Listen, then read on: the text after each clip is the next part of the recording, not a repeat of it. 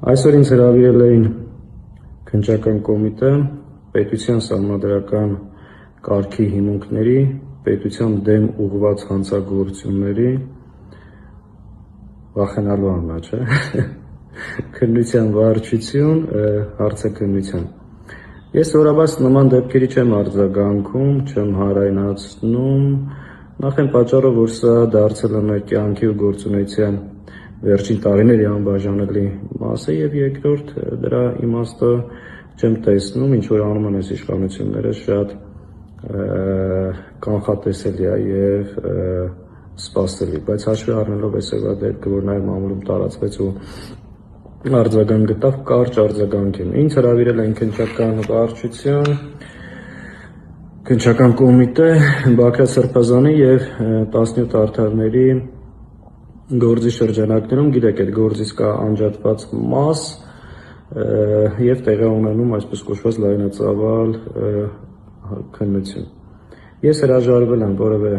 ցուցմունք կամ բացատրություն տալով, հայտարարելով, որ դա քաղաքական գործ է, իրավական որևէ պրոցես տեղի չի ունենում, դա ընդհանրապես քաղաքական պատվերի շրջանակներում հետապնդումներ է եւ ես հրաժարվում եմ որևէ բացատրություն տալուց։ Դուք հիշում եք, երբ որ այս գործի շրջանակներում գլխավոր դատախազը գտնում էր ազգային ժողովում իմ գործընկեր Արթուր Սարգսյանին անձեռնամխելիությունից զրկելու եւ կալանքի տանելու հարցով ԿՊԱ-կան պատգամավորները ինչպիսի մեծ ջանքերով եւ կրքով պահանջում էին, բա ինչի՞ մյուս երկու պատգամավորներին Գառնիկ Դանիելյանին եւ Իշխան Սաղաթելյանին չեք անձեռնամխելիությունից զրկում, որովհետեւ գործի շրջանակներում շոշափում է նաեւ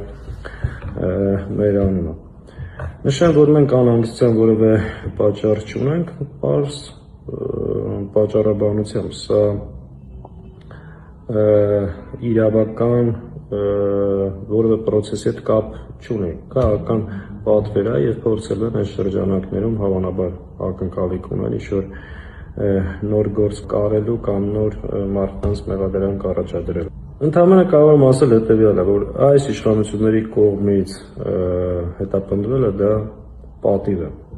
նաեւ պատիվ է բոլոր նրանց համար, ովքեր այսօր գտնվում են անազատության մեջ, քանի որ նրանք անազատության մեջ են այս չարիքի իշխանության դեմ պայքարելու արդյունքում, այլ ոչ թե հանցագործան։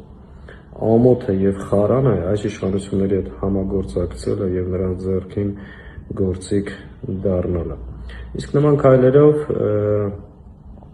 ինձ իմ ընկերներին որևէ կերպ չեն կարող շեղել մեր բռնած ուղուց, մեր ճանապարհից եւ ամեն մի նման քայլ եւ գործողություն ոչ թե մեզ կաշկանդում է, այլ ընդհակառակը, նախ համոզվում ենք, որ ճիշտ ընթացքի մեջ ենք եւ գտնվում ենք ճիշտ ճանապարհին եւ ավելի վճռական, ավելի կազմակերպված շարժվում դեպի առաջ մեր նպատակին հասնելու եւ այս չարիքի իշխանության վերարտադրությունը կանխելու ուղղությամբ։ Հետաբար ամեն ինչ նորմալ է, սիրելի ընկերներ, հայրենակիցներ եւ հետաքրքրվողներ, պինդ մնացեք։